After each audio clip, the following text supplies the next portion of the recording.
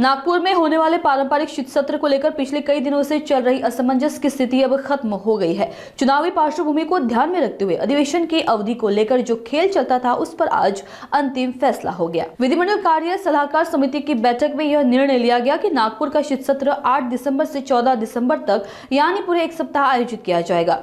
पहले यह अवधि 8 से 19 दिसंबर तय की गई थी, लेकिन बीच में चुनाव कार्यक्रम घोषित होते ही अधिवेशन अवधि घटाकर केवल एक सप्ताह कर दी गई थी। फिर दोबारा 2 हफ्तों की चर्चा चली और अब अंततः पूरा हफ्ता भर का अधिवेशन तय किया गया है। इस दौरान राज्य में स्थानीय स्वराज संस्थाओं की आचार संहिता भी लागू रहेगी। इसलिए माना जा रहा है कि सरकार की ओर से किसी भी तरह का बड़ा या नीति निर्धारण वाला फैसला होने की संभावना बेहद कम है। अधिवेशन के पहले 3 दिन के सरकारी और अशासकीय कामकाज में व्यतीत होंगे।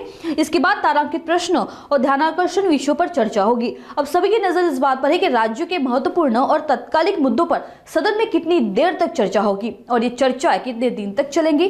कुल मिलाकर भले ही अवधि कम हुई हो, लेकिन नागपुर का यह शीत सत्र फिर एक बार राजनीतिक हलचल का केंद्र बनने जा रहा है।